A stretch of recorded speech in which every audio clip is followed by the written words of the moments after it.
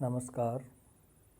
आज हम आपको बीए पार्ट फर्स्ट में first paper introduction to sociology के सोसाइटी नामक टॉपिक पर चर्चा करेंगे।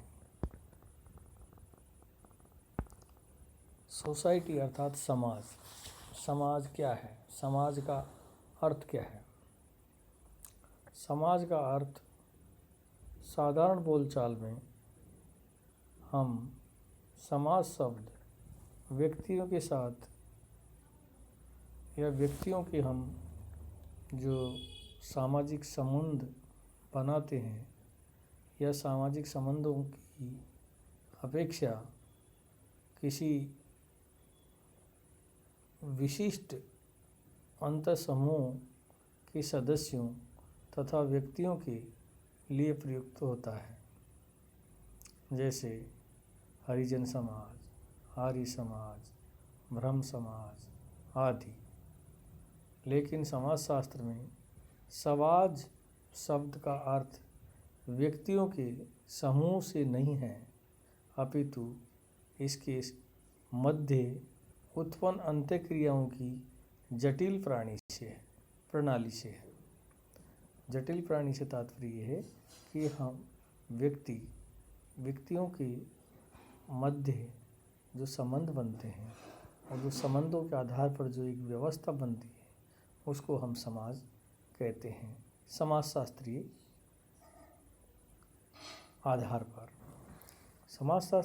पर हम समाज की जब व्याख्या करते हैं तो समाज का तात्पर्य है कि व्यक्तियों के अंदर अर्थात उनके मध्य उत्पन्न अंतःक्रियाओं की जटिल प्रणालियों से जो व्यवस्था निर्मित होती है, जो स्वरूप निर्मित होता है, उसको हम समाज कहते हैं। अब हम इसको और अच्छी तरीके से समझने के लिए समाज की परिभाषाएं अर्थात इसकी डेफिनेशंस के बारे में बताएंगे। तो यहाँ पर सम डेफिनेशंस ऑफ सोसाइटी, समाज की कुछ परिभाषाएं हैं, उनके आधार पर हम समाज को और अच्छी तरीके से समझ सकते हैं। जैसे पहला है, समाज सामाजिक संबंधों का जाल है। समाज का अर्थ समानता है। ये जो शब्द कहे हैं वो कहे हैं मैकाइवर और पेज ने। मैकाइवर और पेज जो कहता है कि समाज क्या है? सामाजिक संबंधों का जाल है, और इस जाल से जो निर्मित व्यवस्था है उसको हम समाज कहते हैं। इसी के साथ जो एक और दूसरे विद्वान हैं जिनका नाम है गिडिंग्स, वो कहते हैं कि समाज स्वयं एक साध्य है या संघ है।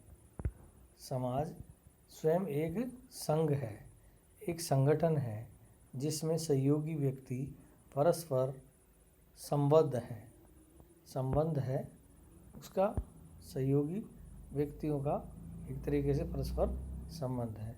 समाज समानता की चेतना पर आधारित है, ये गिडिंग्स का विचार है। गिडिंग्स का कहना है कि समाज समानता की चेतना पर आधारित है, अर्थात समानता की चेतना के आधार पर एक ऐसा समूह के रूप में परिभाषित करते हैं गिडिंग्स जिसमें समानता विद्यमान हो और एक तरीके से वो संघ के रूप में होता है, एक संगठन के रूप में होता है जिसके व्यक्ति आपस में एक दूसरे के प्रति सहयोगी रवैया अपनाते हैं। यदि इस तरीके से किसी भी संगठन के अंदर ये विशेषता पाई जाती है तो उसको समाज की कैटेगरी में रखा जाता है। इस प्रकार से गिडिंग्स ने अपने मत और विचार व्यक्त किए। तीसरा है क्यूबर ने तीसरे नंबर पर परिभाषा दी है। उन्होंने कहा है कि समाज ऐसे व्यक्तियों का समूह है जो काफ़ी समय तक इकट्ठे रहने के कारण संगठित हो गए हैं।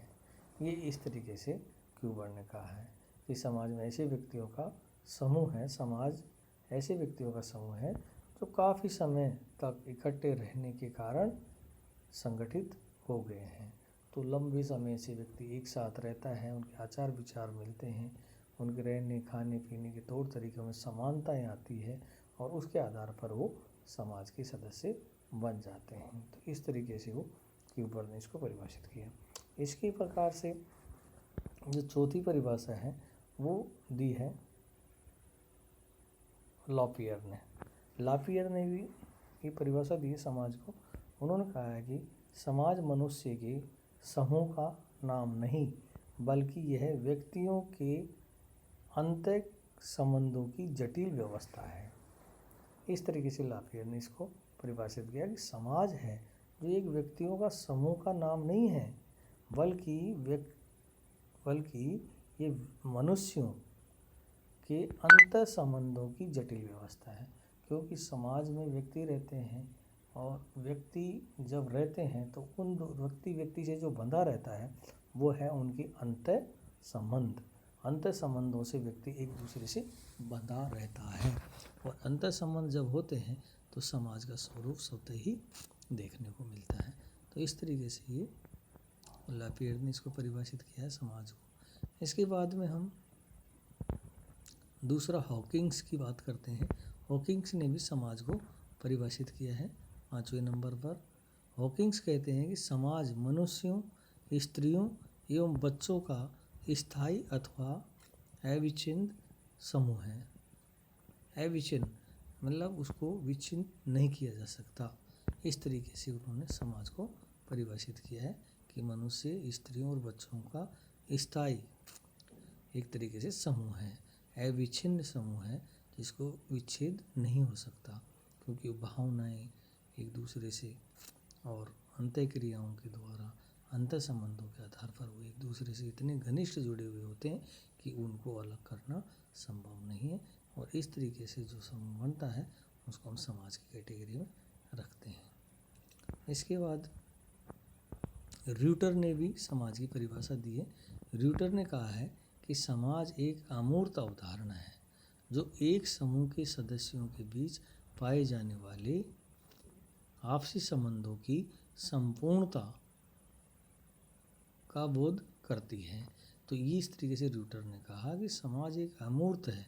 अमूर्त का तात्पर्य ये है कि ये दिखाई नहीं देती है, इसमें भावनाएं जैसे सामाजिक संबंध दिखाई नहीं देते हैं और सामाजिक संबंधों के आधार पर निर्मित व्यवस्था को हम समाज कहते हैं। तो इस तरीके से र्यूटर ने कहा समाज एक अमूर्त धारणा है जो एक समूह के सदस्यों के बीच पाए जाने वाले आपसी संबंधों की संपूर्णता का बोध कराती है। तो इस तरीके से ये र्यूटर ने इसको